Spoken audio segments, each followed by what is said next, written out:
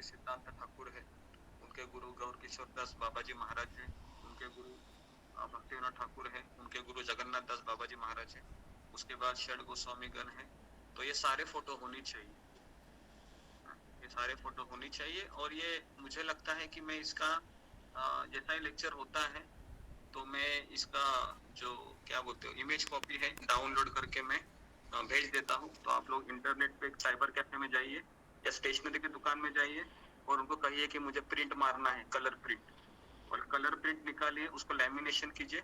50 60 70 रुपए खर्चा आ जाएगा, लेकिन कीजिए और उसको फिर आप अपने घर पे उसको लाइए, ठीक है।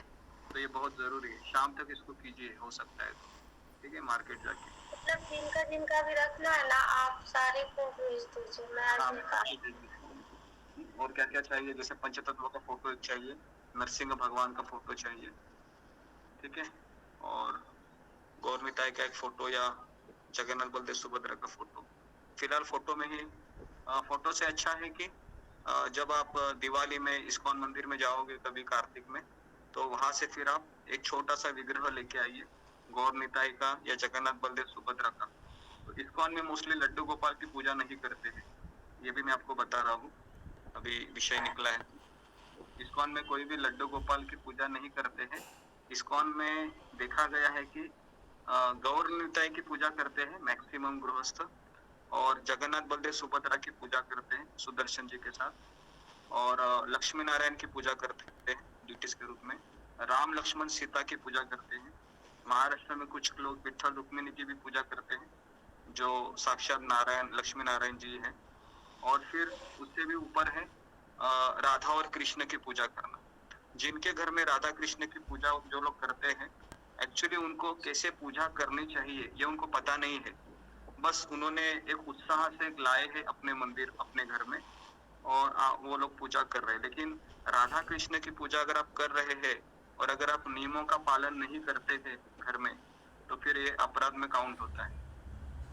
तो इसके लिए ये सारी चीजें मैं धीरे धीरे बताऊंगा, लेकिन अभी जिनके घर में राधा कृष्ण के विग्रह है उनके लिए मैं बताना चाहूंगा कि काफी सारे नियम होते हैं। अगर आप 2 नंबर करते हैं, टॉयलेट जाके आते हैं, तो आपको नहाना चाहिए, ये सबसे पहला नियम है। अगर आप 1 घंटे से ज्यादा सोते हैं तो भी आपको नहाना चाहिए, जो राधा कृष्ण की पूजा करते हैं। कभी आप बाहर से आते हैं तो नहा के ही उनको स्पर्श करना चाहिए, ठीक है। तो समय आने पर सारी चीजें बताऊंगा, लेकिन फिलहाल ये हमारा टॉपिक नहीं है, ठीक है। तो लड्डू गोपाल की पूजा क्यों नहीं करते? ये तो सबके फेवरेट है, कैसे वो लोग कर पाएंगे? एक्चुअली देखिए, हमारा जो मूड है वो श्याम सुंदर कृष्ण का है। श्याम सुंदर कृष्ण मतलब जिसके हाथ में बांसुरी है और जो राधा रानी के साथ रहते हैं, और जो गोपाल जी की पूजा करते हैं ये वात्सल्य रस में आता है, जैसे माँ यशोदा के भाव में आता है। तो हम यहाँ पर माँ यशोदा के भाव में तो नहीं है, समझ में आ रहा है ना। हम तो भगवान श्याम सुंदर की सेवा करने के भाव को अपनाना चाहते हैं, बराबर है ना। हम जो श्याम सुंदर भगवान है उनकी सेवा के भाव को अपनाना चाहते हैं, तो इसलिए हम मोस्टली राधा कृष्ण की ही पूजा करते हैं यहाँ पर। प्रभुपाद जी ने भी किसी भी मंदिर में लड्डू गोपाल को नहीं इंस्टॉलेशन किया है, और केवल गुजराती लोग हैं वो मैक्सिमम में देखा हो कि वो लोग लड्डू गोपाल की पूजा करते हैं वात्सल्य भाव में। लेकिन ठीक है, अगर आप कर सकते हो, लेकिन मैं इस्कॉन को रिप्रेजेंट कर रहा हूँ मैं यहाँ पर, तो मैं उनका स्टैंडर्ड बता रहा हूँ जो प्रभुपाद जी ने हमें बताया है। तो जिनके घर पे लड्डू गोपाल की पूजा कर रहे हैं वो करते रहिए, ऐसा नहीं है, लेकिन साथ साथ ये भी ध्यान रखिए कि हमें श्याम सुंदर कृष्ण की सेवा करनी है आगे चल के, ठीक है। गुरुजी, मैं कुछ पूछना चाह रही थी। जैसे आपने अभी बताया था कि राधा कृष्ण के विग्रह हो घर में, तो राधा कृष्ण जी के साथ साथ जगन्नाथ सुभद्रा बलदेव जी की रख सकते हैं कि राधा कृष्ण का भी है, और आचार्य और प्रभुपाद जी की तस्वीर? हाँ, आचार्य और प्रभुपाद की तस्वीर तो हमेशा नीचे रहती है, वो कंपलसरी है। लेकिन मैं अभी यहाँ पर यही बताना चाहूंगा, कोई भी राधा कृष्ण के विग्रह लाने में घाई मत कीजिए, क्योंकि आप सभी लोग नए हैं। हमारे इस्कॉन में भी कम से कम 10 साल के बाद गुरु कहते हैं कि आप राधा कृष्ण की सेवा करो, कम से कम वो भी। तो हमारे यहाँ पर तो सभी लोग नए, 1 साल भी किसी को हुआ नहीं। तो इसके लिए मैं यही रिकमेंड करूंगा आप लोगों को कि आप गौर निताई की पूजा कीजिए, जो साक्षात कृष्ण और बलराम जी के ही रूप है। मेरे घर में भी गौर निताई है, मैं गौर निताई की पूजा करता हूँ और ये प्रचार। हाँ, अच्छा, तो अगर हम राधा कृष्ण की फोटो रखते हैं और गौर निताई का विग्रह ले आते हैं तो हाँ, चलो। गौर फोटो रखते हैं, राधा कृष्ण का विग्रह लाते हैं, हाँ चलेगा ऐसे। अगर आप राधा कृष्ण की पूजा करना चाहते हैं तो, लेकिन मुझे नियम भी बताना पड़ेगा।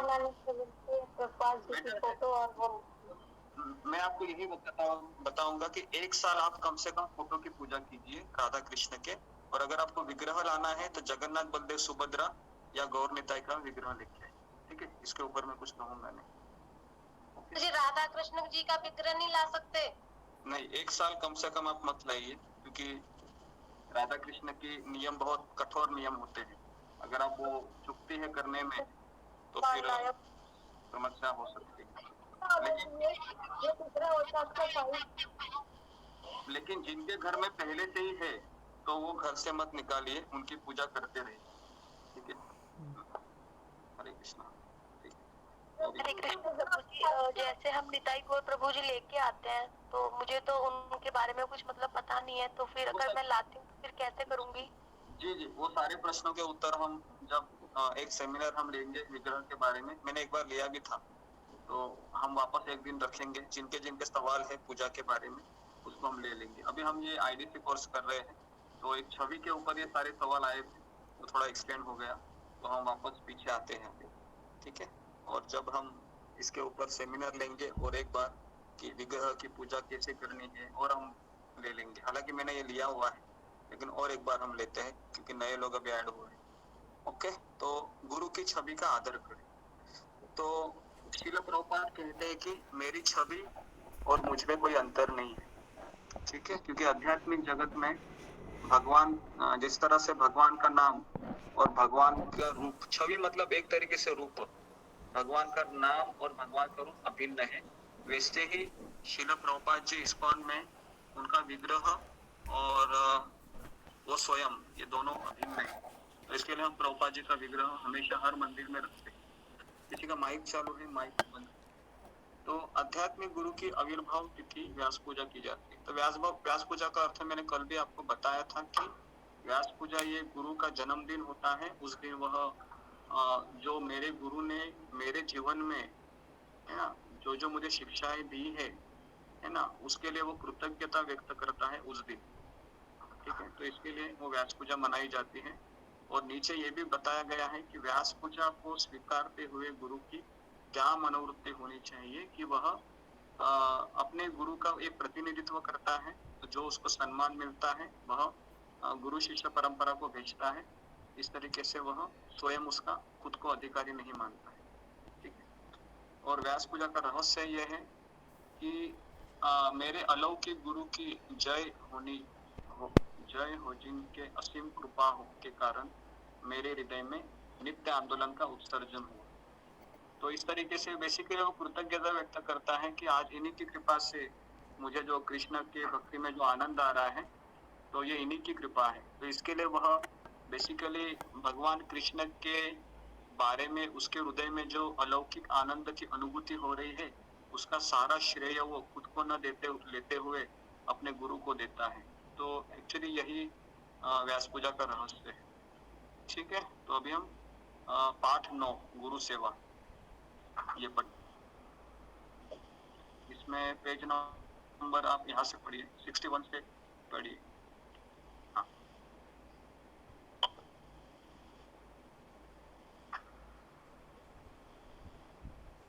उपाय सुझाए। हाँ, कुछ उपाय सुझाए। शिष्य का दायित्व है आज्ञा पालन। श्री चैतन्य महाप्रभु के संदेश का संपूर्ण विश्व में प्रचार। पृथ्वीते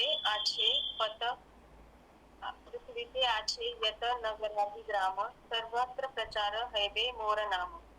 चैतन्य महाप्रभु के भक्तों को सभी ग्रामों एवं शहरों एवं कृष्ण भावनामृत का प्रचार ही करना ही चाहिए। यह भगवान को संतुष्ट करेगा। अपनी व्यक्तिगत तुष्टि के लिए मनचाहा कार्य नहीं।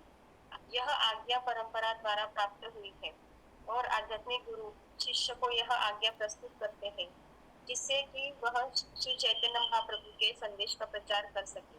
यह प्रत्येक शिष्य का धर्म है कि वह प्रामाणिक आध्यात्मिक गुरु और चैतन्य महाप्रभु का संदेश संपूर्ण विश्व में फैलाए।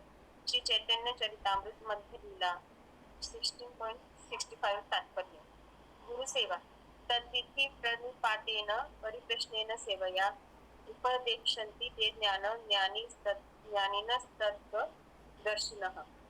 एक आध्यात्मिक गुरु से तत्व जानने का प्रयास करें, श्रद्धापूर्वक उनसे प्रश्न करें व उनसे ज्ञानी आपको ज्ञान दे सकते हैं क्योंकि उन्होंने परम सत्य का दर्शन किया है। ऐसे आध्यात्मिक गुरु पूर्ण शरणागति से स्वीकार जाने चाहिए और बिना अहंकार से उसकी सेवा करनी चाहिए। तत्वदर्शियों की संतुष्टि आध्यात्मिक विकास का रहस्य है। भगवद गीता यथारूप 4.34। शरणागति नहीं, विकास नहीं। हमारे आंदोलन में आध्यात्मिक विकास की ग्रंथ शरणागति है। शरणागति नहीं तो विकास भी नहीं। सर्वधर्म परित्यज्य मां एकम शरणं व्रज। गीता 18.66। यह आरंभ है। अगर यह उपस्थित नहीं है तो विकास कार्य आरंभ नहीं होता। इसकी हम पहले भी चर्चा कर चुके हैं। न सिद्धिं सा आवाप्नोति न सुखं न परमगति। यह आध्यात्मिक जीवन का आरंभ है। शब्द है शिष्य। शिष्य का अर्थ है जो शिष्यत्व स्वीकार करे। कोई शिष्यत्व नहीं तब व्यक्ति शिष्य कैसे कहलाएगा। पक्ष वार्तालाप दिलाई। ओके, हरे कृष्णा। तो देखिए, अभी हम एक बहुत इंपॉर्टेंट सेक्शन में प्रवेश कर रहे हैं जिसमें नाम है गुरु की सेवा।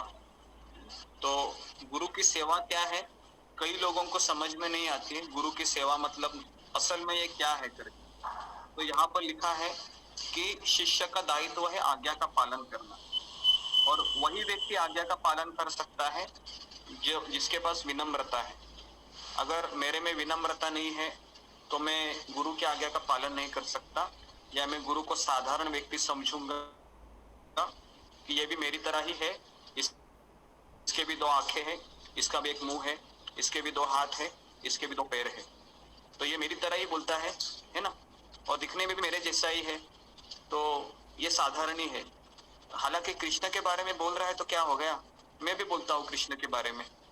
तो ऐसी मनोवृत्ति है, ये उसी व्यक्ति की हो सकती है जिसमें विनम्रता नहीं है और जिसने गुरु तत्व को अच्छे से समझा नहीं है। तो इसलिए यहाँ पर लिखा हुआ है कि शिष्य का प्रथम दायित्व होता है आज्ञा पालन। अगर वो आज्ञा पालन करने के लिए वो हिचकिचाता है या उसको ऐसा लगता है कि मैं मेरे गुरु से ज्यादा बुद्धिमान हूँ या यहाँ पर गुरु गलती कर रहे हैं, समझ नहीं रहे मेरे भाव को, तो फिर समझने का कि अभी भी हम गुरु तत्व को समझ नहीं पाए। तो इसलिए यहाँ पर लिखा हुआ है पहला ही शब्द शिष्य का दायित्व है आज्ञा का पालन करना। उसके बाद चैतन्य महाप्रभु का फेमस ये श्लोक है, पृथ्वी ते आच्छेयत नगरादिग्राम सर्वत्र प्रचार है वे मोरना। तो अभी हम देखते हैं कि इस्कॉन का प्रचार हर गली में हुआ है। आप कहीं पर भी जाइए, चाहे दिल्ली हो या महाराष्ट्र में इतने सैटेलाइट सेंटर है, या फिर आप चेन्नई जाइए या बेंगलोर जाइए या यूपी में कहीं पर भी जाइए, लखनऊ में जाइए, हरियाणा में जाइए, जम्मू कश्मीर कहीं पर भी जाइए, इस्कॉन का केंद्र आपको जरूर मिलेगा। क्योंकि इस तरह से केंद्र का उद्घाटन हुआ है क्योंकि ये भगवान चैतन्य महाप्रभु की इच्छा थी कि इस प्रकार से ये सर्वत्र प्रचार, सभी जगह पर प्रचार होगा। तो गुरु सेवा का सबसे पहला, किसी को कुछ पूछना है तो गुरु सेवा का सबसे फेमस श्लोक है, तो कल मैंने कहा था, अगर आपको याद होगा, तद्विधि प्रणिपातेन परिप्रश्नेन सेवया उपदेक्षन्ति ते ज्ञान ज्ञानिनः तत्वदर्शिनः। इसमें जो शब्द आया उपदेक्षन्ति, देक्षन्ति मतलब दीक्षा। तो दीक्षा कभी होती है, तो यहाँ पर पहले बताया है कि इस आध्यात्मिक गुरु से तत्व जानने का प्रयास करो। तत्व मतलब क्या है, ज्ञान ले लो, पहले समझो कि जीवन का लक्ष्य क्या है, उसको समझो पहले, फिर क्या करो, श्रद्धा पूर्वक उनसे प्रश्न करे। प्रश्न भी कैसे करने चाहिए, ऐसे नहीं चैलेंजिंग मूड में, हाँ तुम बताओ जरा मुझे, तुमको कितना आता है मैं देखता हूँ, तो ये रवैया नहीं होना चाहिए। श्रद्धा होनी चाहिए, विनम्रता से प्रश्न पूछने चाहिए और उसके बाद उनकी सेवा भी करनी चाहिए। ऐसा नहीं कि केवल प्रश्न ही पूछते रहे जिंदगी भर और उनकी सेवा न करे, ये भी गलत है। उसके बाद फिर वह व्यक्ति आपको परम सत्य का दर्शन करा सकता है। परम सत्य मतलब कौन, भगवान श्री कृष्ण। तो ये आध्यात्मिक, इस आध्यात्मिक गुरु पूर्ण शरणागति से स्वीकार जाता है। तो फिर आगे लिखा हुआ है कि शरणागति नहीं तो विकास नहीं। देखो ये फॉर्मूले है सारे। एक्चुअली हमको बहुत लोगों को एक मिसकंसेप्शन होता है कि शरण जाना क्यों जरूरी है, विदाउट शरणागति भी मैं कृष्ण की तरफ बढ़ सकता हूँ। लेकिन यहाँ पर साफ साफ लिखा हुआ है, अगर हम शरणागति स्वीकार नहीं करते हैं तो विकास नहीं होगा। विकास मतलब प्रगति नहीं होगी भगवान इस भक्ति मार्ग में। तो इसलिए गीता का फेमस श्लोक है, सर्वधर्मान परित्यज्यम मामेकम शरणम व्रज अहं त्वाम सर्व पापेभ्यो मोक्षयिष्यामि मा शुचि। तो गीता के 18वें अध्याय में अर्जुन को भगवान यही बात बताते हैं कि देखो अर्जुन, अगर तुम मेरे पास आना चाहते हो तो पहला है सर्वधर्मान परित्यज्य। जो जो तुमने बचपन से अभी तक जो तुमने मनोधर्म बनाए हैं अपने दिमाग में, उसको निकाल दो, उसको निकाल दो और मुझे शरण आ जाओ। तो शरणागति का अर्थ क्या है कि अपनी धारणाओं को लेके इस्कॉन में मत आओ। अगर आपको अपने ही रवैये से चलना है तो इस्कॉन उसके लिए नहीं है। हाँ, अगर आपको अपने रवैया को छोड़कर अगर आपको प्रभुपाद की शिक्षाओं का जीवन में उतारना है, आगे बढ़ना है, तो इस्कॉन में आने से फायदा है। तो इसके लिए शरणागति कंसेप्ट ये है कि जो अभी तक हमने जो पढ़ाई किया है उसको हमको पीछे छोड़ना पड़ेगा और ये बहुत कठिन है। एक टीचर होती है किसकी टीचर होती है वो, हारमोनियम बजाने वाली टीचर होती है। तो उसके पास एक लड़का आता है, फ्रेश रहता है और उसकी माँ भी उसके पास साथ रहती है और कहती है कि मेरे बेटे को हारमोनियम सीखना है। तो वो टीचर कहती है कि हाँ जरूर सिखाएंगे, तुम्हारा बेटा कुछ जानता है हारमोनियम के बारे में? तो माँ कहती नहीं, इसको कुछ पता नहीं है हारमोनियम के बारे में। ठीक है, तो इसका फी रहेगा महीने का 500 रुपया, 500 रुपीज। उसके बाद क्या होता है, और एक बच्चा आता है, उसकी माँ आती है साथ में। तो उसके बाद फिर वो पूछती है कि मेरे बच्चे को भी हारमोनियम सीखना है। तो वो टीचर बोलती है माँ को कि इसको पता है हारमोनियम? हाँ, वो कहते कि इसको सब आता है हारमोनियम का, केवल इसको 2-4 चीजें पता नहीं कि अच्छा बजा लेता है। तो टीचर ने कहा फिर इसकी फी है 1000 रुपया। तो समझ में आया? तो ये माँ बोलने लगी उसकी, इसको तो सब आता है तो इसका फी तो कम रहना चाहिए, लेकिन आप बढ़ा रहे हैं। तो टीचर ने कहा कि पहले जो जो इसने सीखा है ना उसको उसके दिमाग से डिलीट करना पड़ेगा। हाँ, उसके 500 रुपया अलग से ले रहा हूँ मैं। तो समझ में आया आपको ये उदाहरण? किसी को समझ में आया? हाँ प्रभु जी, आया।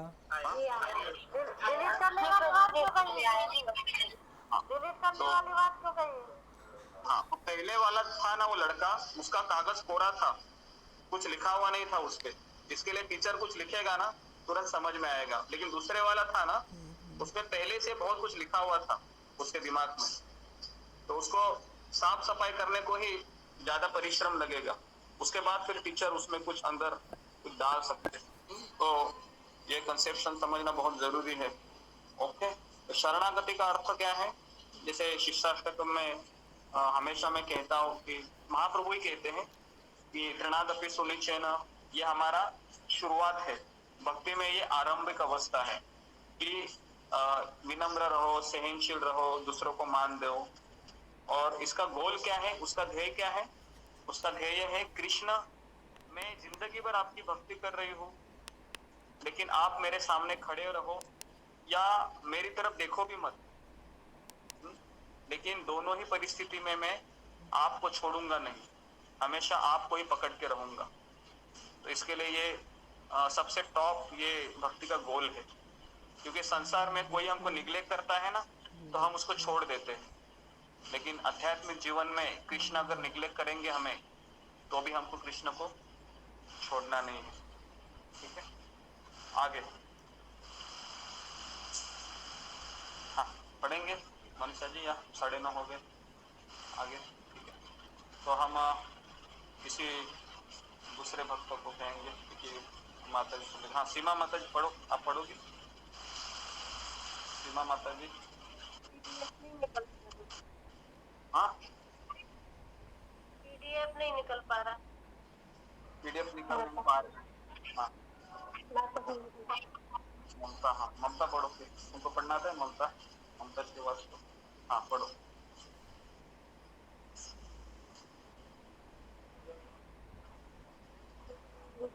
पाठ ना गुरु सेवा से। हाँ हाँ नहीं नहीं, अभी यहाँ पर इन्होंने छोड़ा ना, वहाँ पर ये पेज नंबर 62 में है, 62। व्यक्ति को सख्ती से निर्देश का पालन करने का पालन करने का प्रयास करना चाहिए। आध्यात्मिक गुरु की आज्ञा को सख्ती से पालन करने के सिद्धांत को मानना चाहिए।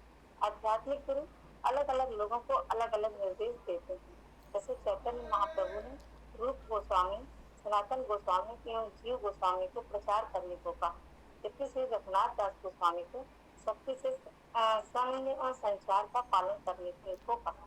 सभी गोस्वामियों ने चैतन्य महाप्रभु की आज्ञा का कठोरता से पालन किया। यह भक्त में प्रगति का सिद्धांत है। श्री गुरु से आज्ञा प्राप्त करने के बाद उसका सख्ती से पालन करना चाहिए। यही सफलता का मार्ग है। श्री चैतन्य चरितामृत अंत लीला इस प्रकार भक्ति लता सूझ जाती है। नियमों का त्याग कर अपनी मर्जी से कार्य करने को मत हाथी अपराध कहा गया है, और यह भक्ति लता को जड़ से उखाड़कर उसके टुकड़े टुकड़े कर देता है। इस प्रकार भक्ति लता सूझ जाती है। ऐसा अपराध खास तौर पर तब होता है जब कोई गुरु के निर्देशों की अवमानना करता है। इसे गुरु अवज्ञा कहते हैं। एक भक्त को इसलिए आध्यात्मिक गुरु के विरुद्ध अपराध करने से इसलिए बचना चाहिए, इनकी अवज्ञा करके जैसे ही कोई आध्यात्मिक गुरु के निर्देशों से भटक जाता है, तभी से भक्तिलता उखड़ना शुरू हो जाती है और क्रमशः सारी कथाएं सूझ जाती है। श्री चैतन्य चरितामृत मध्य लीला। आध्यात्मिक गुरु की आज्ञा शिष्य का जीवन संदर्भ होता है। आध्यात्मिक गुरु से दीक्षा एवं निर्देश प्राप्त होने के पश्चात शिष्य को चाहिए कि वह स्वयं को किसी और विषय वस्तु से भ्रमित होते हुए बिना बेहिचक उन्हीं निर्देशों के विषय में विचार करे। श्री विश्वनाथ चक्रवर्ती ठाकुर ने भी गीता पर टिप्पणी करते हुए भी यही कहते हैं कि आध्यात्मिक गुरु के निर्देश शिष्य का जीवन संदर्भ है। शिष्य को इसकी चिंता नहीं करनी चाहिए कि वह भगवत धाम वापस जा रहा है या नहीं। उसकी पहली चिंता गुरु की आज्ञा पालन करने की होनी चाहिए। एक शिष्य को सदैव गुरु की आज्ञा पर चिंतन करना चाहिए, और यही चिंतन पूर्ण चिंतन है। केवल चिंतन ही नहीं, अपितु उसे वास्तविकता में लाने का प्रयत्न करना चाहिए। और आगे पढ़ें गुरु जी आगे पढ़ें। तो भैया आपका म्यूट। जी ममता जी जरा। तो व्यक्ति को सख्ती से निर्देश का पालन करने का प्रयास करना चाहिए।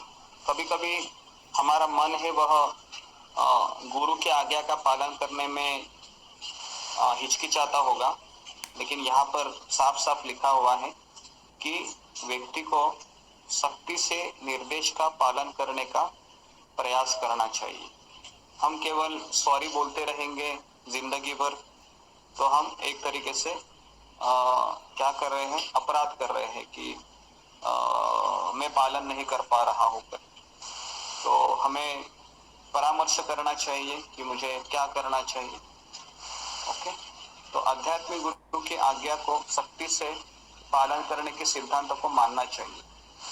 आध्यात्मिक गुरु अलग अलग लोगों को अलग अलग निर्देश देते हैं। जैसे अगर कोई पेंटिंग करते हैं तो उनको आध्यात्मिक गुरु कहते हैं आप चित्र, कृष्ण के लिए चित्र बनाओ। जैसे जदुरानी माता जी को श्रील प्रभुपाद जी ने कहा था। उसके बाद अगर कोई कारपेंटर है तो प्रभुपाद ने कहा कि तुम जगन्नाथ के लिए रथ का निर्माण करो। तो श्याम सुंदर प्रभु थे प्रभुपाद के डिसाइपल। तो प्रभुपाद जी ने कहा कि तुम जगन्नाथ बलदेव सुभद्रा सैन फ्रांसिस्को में हम रथ यात्रा का उद्घाटन करेंगे, तो तुम क्या करो, जगन्नाथ का रथ का निर्माण करो। इस तरीके से तो अलग अलग निर्देश होते हैं।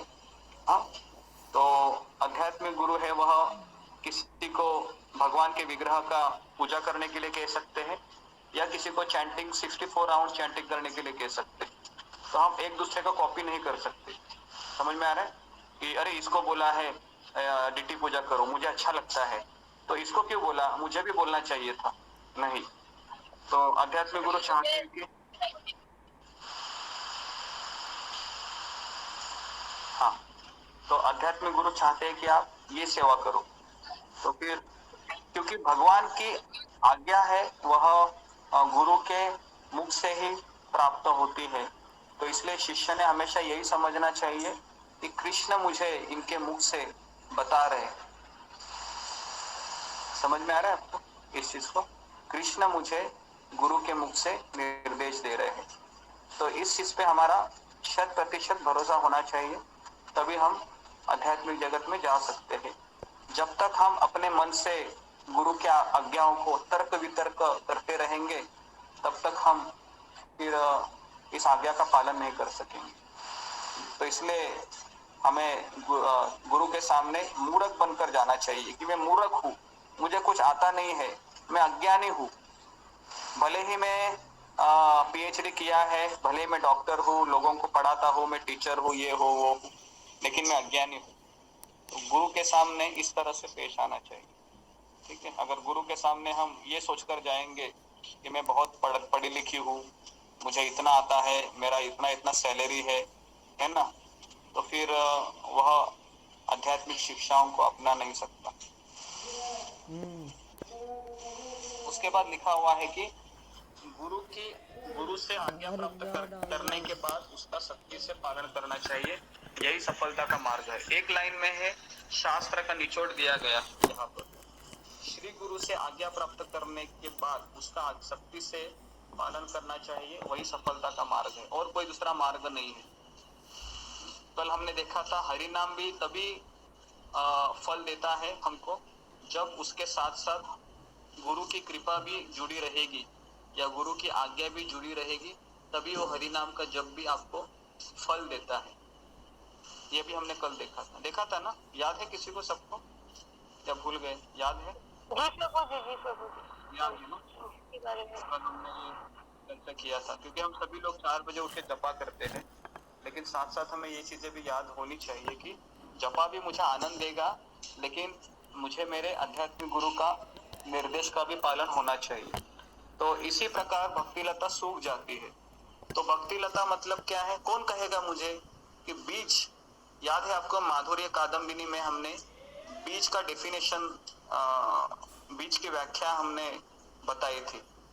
जो बीज है, जो भक्ति लता हमारे हृदय में एक बीज का निर्माण किया गया है पहले, वो बीज कौन देता है? तो एक्चुअली वह गुरु देता है बीज, लेकिन वह बीज की व्याख्या क्या है बताइए? हाँ, बीज की व्याख्या कौन बताएगा मुझे?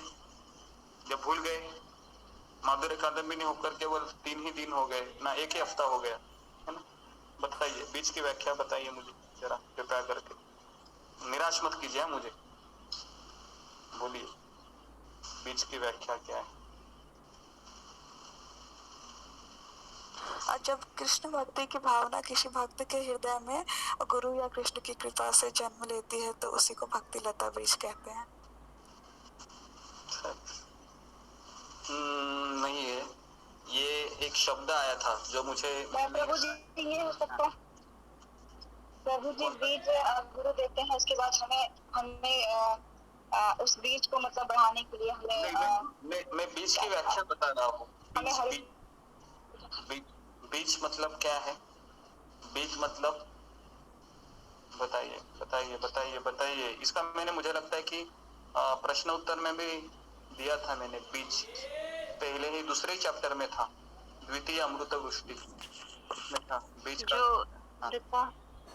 जो इच्छा पैदा होती है व्यक्ति के मन में, और फिर गुरु उसको बीज के रूप में बोता है पहले, ये इच्छा सबसे पहले भक्त के मन में पहले आएगी कि मुझे भगवान का पास जाना है, मतलब भगवत धाम जाना है, तो वो इच्छा को वो प्रेरित करता है, वो बीज होता है। हाँ बराबर, ये सही जवाब दिया, 95% बराबर है।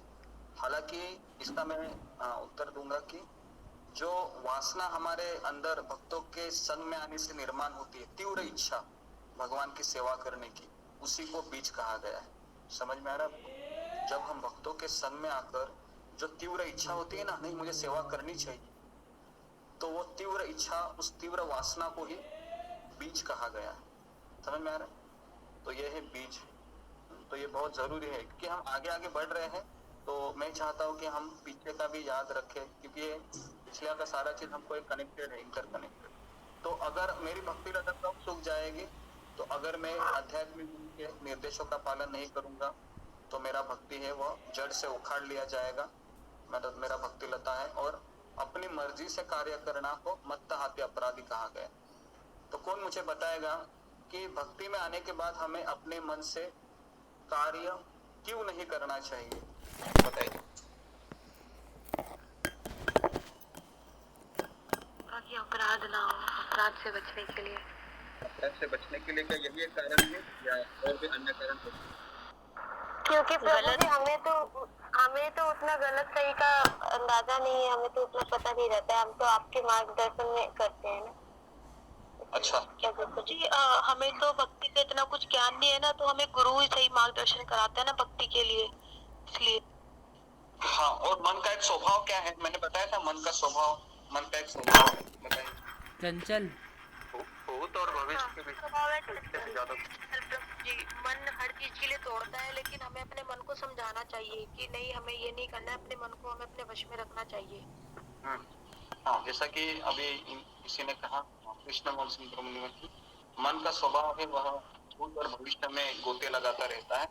और मन को कौन से प्राणी की उपमा दी गई है शास्त्र में? मन को जिसने शराब पी रखी है और वो पागल बंदर है, वो कहीं भी इधर उधर जाएगा। समझ में आ रहा है आपको? तो अगर मैं बंदर के साथ गुरु के पास आता हूँ, है ना, मैं अगर गुरु के पास आता हूँ मेरे बंदर के साथ, है ना, आप इमेजिन कीजिए मेरे हाथ में एक बंदर है और मैं गुरु के पास जा रहा हूँ, ऐसा कल्पना कीजिए आप थोड़ा सा, तो समझ सकते हो आप क्या होगा वहां पर, है ना। हम कोई भी आदेश का पालन नहीं करते, उसके लिए हमको इस बंदर को साथ में लेके नहीं जाना है। अगर आप गुरु के पास जाना चाहते, उस बंदर को उधर ही रखिए, छोड़िए। पूरा ब्लाइंड मतलब इन द सेंस कि मैंने कल एक प्रश्न भी दिया था कि हमें शास्त्र को क्यों हमको पढ़ना चाहिए। तो अगर कोई आध्यात्मिक गुरु जो प्रामाणिक गुरु परंपरा से आ रहा है, तो उसकी आज्ञा को मैं अपने जीवन में किस तरह से पालन कर सकूं जिंदगी भर, तो उसके लिए मुझे शास्त्र पढ़ने हैं।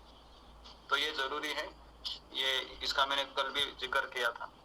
ठीक है, तो कई सारे चीजें हैं, ये हमें भूलना नहीं चाहिए कि हम शास्त्र भी क्यों पढ़ रहे हैं। गीता भागवत हम इसलिए पढ़ रहे हैं ताकि श्रील प्रभुपाद जी की इच्छा थी कि मेरे जितने भी स्टूडेंट हैं वो मैंने जो लिखा हुआ किताब को अच्छे से पढ़ के आध्यात्मिक गुरु को समर्पित होकर भगवान के धाम में चले। तो आध्यात्मिक गुरु की आज्ञा शिष्य का जीवन संदर्भ होता है।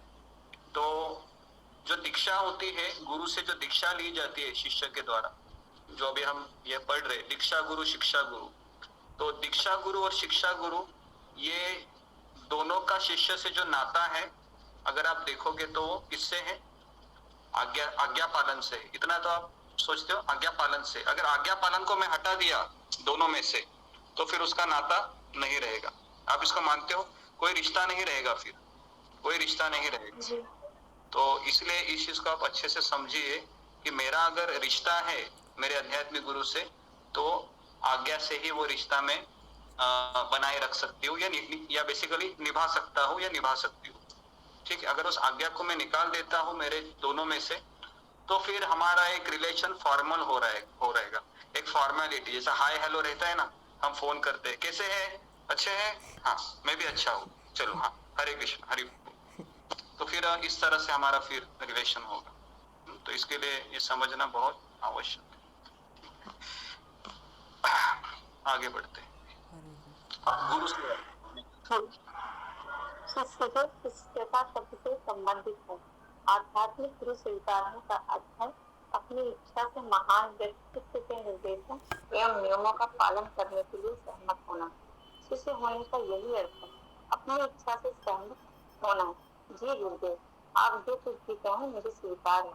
संस्कृत शब्द शिष्य का अर्थ है जो नियमों का पालन करे, और अंग्रेजी में इसे डिसाइपल कहते हैं, जिसका संबंध डिसिप्लिन से। तो शिष्य गुरु द्वारा शिक्षित किया जाता है। मेरे व्यक्तिगत कठिनाइयों के बावजूद भी मुझे आज्ञा का पालन करना होगा। श्रीमद् भागवतम हास लंदन में दिए गए प्रवचन से 12 सितंबर 1969। एक प्रामाणिक गुरु की शरण में जाइए एवं संपूर्ण हृदय से उनकी सेवा कीजिए। आध्यात्मिक प्रगति का सबसे सरल मार्ग है एक प्रामाणिक गुरु के शरण में लेकर उसकी हृदय से सेवा करें। यह सफलता की कुंजी है। जैसा कि श्री विश्वनाथ चक्रवर्ती ठाकुर ने अपनी प्रार्थना गुरुअष्टकम में लिखा है, जैसे प्रसादात् भगवत् प्रसादः, गुरु की सेवा का कृपा प्राप्त करने से भगवान की कृपा प्राप्त हो जाती है। अपने करदम मुनि के एक भक्त थे, की सेवा करने से देवहित को भी उनकी आध्यात्मिक उपलब्धियों का लाभ मिल गया था। इसी प्रकार प्रामाणिक गुरु की सेवा करने से भगवान एवं गुरु की कृपा एक साथ प्राप्त हो जाती है। आध्यात्मिक गुरु की वाणी के अनुसरण के सिद्धांत पर डटे रहें। अगर कोई शिष्य अपने आध्यात्मिक गुरु के मिशन के प्रति गंभीर है, उसे तुरंत ही वाणी एवं वपों के माध्यम से उसके परम परमेश्वर भगवान का स्मरण करे। यही भगवान का दर्शन प्राप्त करने का एकमात्र रहस्य है। इंद्रिय तृप्ति करते हुए भगवान को वृंदावन की किसी झाड़ी में दर्शन प्राप्त करने के प्रयास करने के बजाय अगर कोई आध्यात्मिक गुरु की वाणी के अनुसरण के सिद्धांत पर डटे रहे, इस प्रकार वह किसी भी कठिनाई के बिना भगवान का दर्शन प्राप्त करेगा। आप मेरे मिशन में मेरी सहायता कर रहे हैं, यह वास्तविक संग है। आप लिखते हैं कि आप पुनः मेरा संग करने की इच्छा रखते हैं, किंतु आप क्यों यह भूल जाते हैं कि आप सदैव मेरे संग हैं। जब आप मेरे आंदोलन में सहायता करते हैं, तब मैं सदैव आपके विषय में चिंतन करता हूँ। आप मेरे यह वास्तविक संग हैं। गोविंद को लिखे पत्र से लॉस एंजलिस 17 अगस्त 1969। मैं आपके साथ हूँ जैसे मेरे गुरु महाराज मेरे साथ हैं। आध्यात्मिक गुरु हर उस जगह उपस्थित है जहाँ उनके शिष्य उनके निर्देशों का पालन कर रहे हैं। यह श्री कृष्ण की कृपा से भी संभव है। अपने भक्त भाव से मेरी सेवा करने के सभी प्रयासों के कारण मैं सदैव आपके साथ हूँ, जैसे मेरे गुरु महाराज मेरे साथ हैं। ये सदैव याद रखें। भक्त ब्राह्मण के लिखे पत्र से लॉस एंजलिस दिसंबर 1973। जी हरे कृष्णा। तो बहुत इम्पोर्टेंट चीज यहाँ पर हमको सीखने को मिल रही है। तो पहला से मैं लेता हूँ, शिष्य तो शिष्यता शब्द से संबंधित है। तो आध्यात्मिक गुरु स्वीकारने का अर्थ है उनके नियमों का पालन करने के लिए सहमत होना। शिष्य होने का यही अर्थ है अपनी इच्छा से सहमत होना। जी गुरुदेव, आप जो भी कहेंगे मुझे स्वीकार है। जो नियमों का पालन करे है ना, उसको अंग्रेजी में डिसाइपल कहते हैं। डिसाइपल मतलब डिसिप्लिन। अगर मुझ में डिसिप्लिन नहीं है तो मैं डिसाइपल नहीं बन सकता। तो इसलिए शिष्य होने का अर्थ है कि अपनी इच्छा को छोड़कर मैं मेरे गुरु की इच्छा को पूर्ण करने में मेरा तन मन सब लगाऊंगा। उसको कहते हैं शिष्य। एक शिष्य है गुरु को तभी छोड़ सकता है। हाँ बताइए, एक शिष्य गुरु को कब छोड़ सकता है? अगर वो गुरु को अपना लेता है, कब उसको अधिकार है गुरु को छोड़ने का? हाँ बताइए। जब गुरु भगवान से दूर करे। अगर गुरु भगवान से दूर करे, कृष्ण के अलावा वो खुद की पूजा करे, वो अपनी पूजा करने को कहे, अपनी पूजा करने को कहे। अगर गुरु गलत राह के मार्गदर्शन कराते हैं तो वो आपके गुरु नहीं है। वो आप उसका छोड़ सकते हो, पर गुरु अपने से दूर नहीं करते अपने दास को। प्रभु जी नहीं, और सबसे बड़ा चीज बताया नहीं किसी ने। अगर वो ये कहता है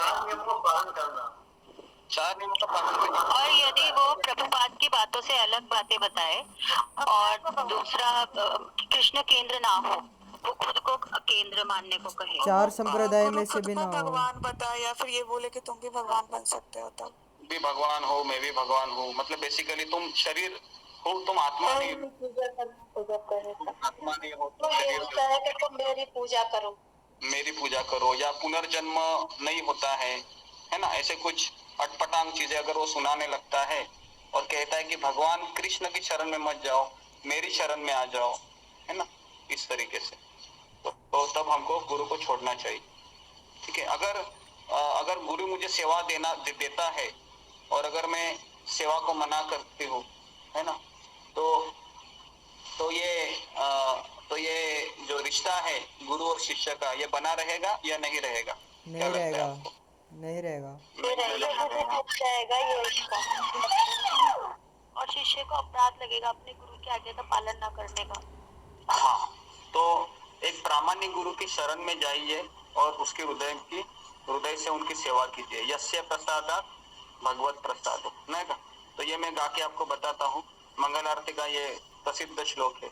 यस्य प्रसादात् भगवत प्रसादो, यस्य प्रसादात् न गतिः कुतोऽपि, ध्यायस्तु वंस्तस्य यशस्त्रे संध्यम, वंदे गुरो श्री शरणारविंदम। तो ये आखिरी श्लोक है जिसमें चक्रवर्ती पाद कहते हैं कि गुरु की सेवा कर कृपा प्राप्त करने से भगवान की कृपा प्राप्त हो जाती है। तो ये सिंपल फॉर्मूला है, अगर ये हम समझ गए ना तो इस्कॉन बहुत अच्छी जगह है। लेकिन अगर ये नहीं समझ गए तो फिर इस्कॉन में हम कई साल भी रहेंगे तो पता नहीं चलेगा कि मेरे जीवन में क्या हो रहा है। उसके बाद लिखा हुआ है कि ये सारी चीज हो गए हैं, वापस वही चीजें आ रही हैं, तो उसके लिए मैं आध्यात्मिक गुरु के वाणी के अनुसरण के सिद्धांत पर डटे रहे, तो वही हो गया, नियम पर है। तो उसके बाद नीचे लिखा हुआ है, आप मेरे मिशन में मेरी सहायता कर रहे हैं, यह वास्तविक संग है। देखिए, जब कोई स्त्री है दूसरे घर में शादी करती है ना, तब उसके पति की घर की जो चिंताएं होती है वो उसकी चिंताएं बन जाती है। बराबर है? क्या लगता है आपको, ये सही है? जब कोई स्त्री अपने पति से शादी करती है तो उस घर की चिंताएं उसकी भी चिंताएं बन जाती है। क्या भी सिद्धांतों को मानते हो सारे लोग या नहीं मानते हैं? तो उसी प्रकार से अगर कोई शिष्य है अपने आध्यात्मिक गुरु से दीक्षा लेता है तो उसको अपने गुरु की चिंताएं भी उस शिष्य की चिंताएं होनी चाहिए या नहीं होनी चाहिए? क्या लगता है आपको?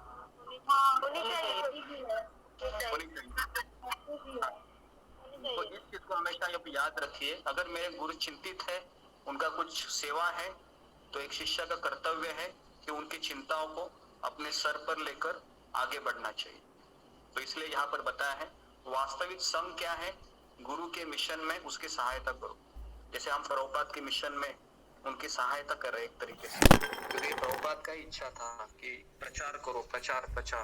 प्रभुपाद ने उम्र की 70 साल में अपना शरीर का भी परवाह न करते हुए 3 हार्ट अटैक झेल लिए, है ना, समुद्र मार्ग से जब जहाज से जा रहे थे, वो कितना अकेले थे, वो कोई उनके साथ नहीं था, ना कोई दवाई थी, ना कोई डॉक्टर था, सी सिकनेस, है ना, कुछ खाने के लिए भी कुछ नहीं था उनके पास, केवल वह ऐसे ही लेटे हुए 3 दिन 4 दिन ऐसे ही जहाज में अटैक करने के बाद भी वो लिखते हैं कि आज मुझे मेरे राधा दामोदर, मेरे राधा गोविंद की बहुत याद आ रही है।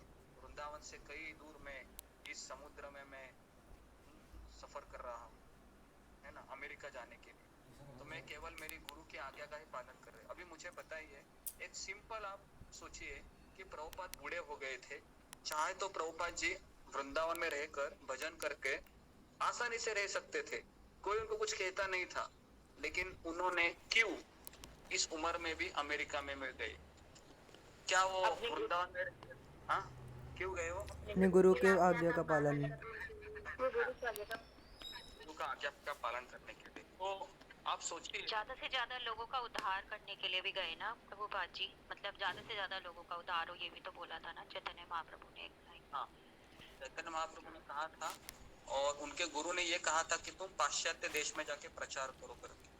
तो बेसिकली उन्होंने ये प्रचार का मूड है, ये उन्होंने अपने गुरु से आदेश के रूप में स्वीकार किया। तो इसलिए गुरु के आदेश को लक्ष्य माना। गुरु के आदेश को लक्ष्य माना। तो इसलिए यहाँ पर हम जो सीख रहे हैं ना, एक्चुअली ये गुरु शिष्य का आईडीसी कोर्स है। तो ये आईडीसी कोर्स में ना जो शास्त्रों का जो निचोड़ है, और प्रभुपाद जी ने जो 12 साल 14 साल में जो शिक्षाएं दी थी इस्कॉन की स्थापना करने के बाद, 12 साल 1966 से लेके 1978 तक, ये 12 साल में उन्होंने जो जो कोट किया है, बहुत सारे पत्र लिखे, ये सारे पत्र हम पढ़ रहे हैं और समझ रहे हैं कि प्रभुपाद क्या बताना चाह रहे हैं अपने शिष्य को। तो ये हमारा एक बहुत सौभाग्य है कि हमको ये केवल 15 दिन में ही पता चल रहा है, हालांकि वेद शास्त्र पढ़ने के लिए पूरी जिंदगी चली जाती है। तो इसके लिए हम प्रभुपाद जी का ऋणी है कि उन्होंने इस तरह से हमें मार्गदर्शन दिया है। मैं आपके साथ हूँ जैसे मेरे गुरु महाराज मेरे साथ है। अगर आपको गुरु के साथ रहना है तो ये आखिरी लाइन है, ये आखिरी पैराग्राफ है, 3 ही लाइन है। अगर किसी को लगता है कि मुझे मेरे गुरु के साथ रहना है तो उनके आदेशों का पालन करना, यही एकमात्र ये कार्य है, और कोई अन्य तरीके से आप गुरु के साथ नहीं रह सकते। तो इसके लिए यहाँ पर वही चीज बताई है। जैसे एक बार प्रभुपाद जी को पूछा गया कि आपके गुरु तो जाकर बहुत साल हो गए, 1936 को भक्ति सिद्धांत ठाकुर चले गए शरीर छोड़कर, और प्रभुपाद जी को 1967 को एक रिपोर्टर ने पूछा कि आपके आध्यात्मिक गुरु तो 1936 को ही चले गए, तो आप अकेले रहते हो क्या? प्रभुपाद ने कहा, ऐसा एक क्षण भी नहीं था जब मैं मेरे गुरु महाराज से कभी अलग हुआ था। समझ में आ रहा है आपको इस सेंटेंस को? प्रभुपाद कहते हैं ऐसा एक क्षण भी नहीं था मेरे जीवन में जब मैं एक क्षण भी मेरे गुरु महाराज से कभी अलग नहीं हुआ। मैंने जब ये पहली बार सुना था तो मैं शॉक लग रह गया, क्योंकि कैसा ये डेडिकेशन है इनका। गुरु चले गए हैं, 40 साल हो गए जाके, 36 को गए थे, हालांकि 30 साल हुए थे, लेकिन 30 साल के बाद भी प्रभुपाद सोचते हैं कि मैं मेरे गुरु के साथ हमेशा रहता हूँ। तो इसके लिए गुरु के साथ हमेशा रहने का अर्थ है उनके आज्ञाओं का स्मरण करना, चिंतन करना, क्या मुझे बताया गया था, क्या मुझे बताया गया था। ठीक है, तो यहाँ पर हम रुकते हैं। पाठ 9 हमारे पूरे हो गए हैं, तो कल हम पाठ 10 से शुरू करेंगे। ठीक है, किसी कुछ प्रश्न है? प्रभु जी मुझे कुछ पूछना था प्रभु जी। प्रभु जी कल के बारे में थोड़ा आप एक्सप्लेन कीजिए ना, थोड़ा सा तिरुभाव और आविर्भाव के बारे में। तिरुभाव और आविर्भाव के बारे में जैसे मैंने कहा था कि सूर्य का कभी जन्म नहीं होता है, सूर्य का आविर्भाव होता है। उसी तरह से जो भगवान कृष्ण है उनका भी आविर्भाव होता है, और हमारे जो शील प्रभुपाद जी है उनका भी आविर्भाव होता है, और जो भी गुरु है, क्योंकि गुरु को साधारण नहीं माना गया है तो इसलिए हम गुरु का भी जन्म या मरण दिन नहीं बोलते हैं। हम गुरु का भी आविर्भाव और तिरोभाव कहते हैं, क्योंकि एक शिष्य के लिए गुरु भगवान के जैसा होता है। तो भगवान के जैसे व्यक्ति का कैसे जन्म और मरण हो सकता है? तो इसके लिए ये आविर्भाव और तिरोभाव का अर्थ है कि ये इस संसार में हमारे लिए आते हैं, और फिर इस संसार को जब उनकी लीलाएं खत्म होती हैं तो फिर वो चले जाते हैं। तो इस तरीके से हम इसको समझ सकते हैं, आविर्भाव और तिरोभाव। तो कल गोपाल भट्ट गोस्वामी का तिरोभाव था, किनको याद है? कल गोपाल भट्ट गोस्वामी का तिरोभाव दिन था। तो अभी कल हम इधर ही बैठे थे, राधा रमन जी उनके विग्रह थे जिनकी पूजा कर रहे थे, है ना। और कल भी मैंने आपको उनका दर्शन कराया था, अगर आपको याद है तो। कराया था? जी प्रभु जी, कराया था। तो ये राधा रमन है, ये गंडकी नदी में जो 12 शालिग्राम की जो शिलाएं थी उनमें से एक शिला से ये राधा रमन जी प्रकट हुए थे। ये गोपाल भट्ट गोस्वामी के सेवा स्वीकार करने के लिए, है ना। तो ये गोपाल भट्ट गोस्वामी है, ये 6 गोस्वामी में से एक थे। तो कल हमारे यहाँ पर शाम को सेलिब्रेशन हुआ, उनका तिरोभाव दिन था। तो ये सारे भी आचार्य हैं, ये मंजिरिया हैं जो आध्यात्मिक जगत से यहाँ पर आई है, ठीक है। तो इसके लिए हमारा जो प्रणाली है ये शिक्षा गुरु का ज्यादा रहा है, चैतन्य महाप्रभु से लेके सारे, मतलब अगर शिक्षा नहीं है तो फिर दीक्षा का कोई अर्थ नहीं है, क्योंकि दीक्षा तभी पूरी मानी जाती है जब वह शिक्षाओं पे चलने को तैयार होता है, ठीक है। तो यहाँ पर हम किसी और प्रश्न, तो यहाँ पर हम रुकते हैं, ठीक है। हरे कृष्णा कृष्णा कृष्णा हरे हरे, हरे राम राम राम हरे हरे। हरे कृष्णा प्रभु जी, दंडवत प्रणाम। जय श्री प्रभुपाद जी की। हरे कृष्णा, दंडवत प्रणाम प्रभु जी। हरि बोल। हरे कृष्णा यशोदा माता जी। जय हो राधा रमन बेनी। हरे कृष्णा दंडवत प्रणाम। सभी भक्तों को हरे कृष्णा प्रणाम। सभी भक्तों को हरे कृष्णा हरे कृष्णा। पूर्णिमा माता जी।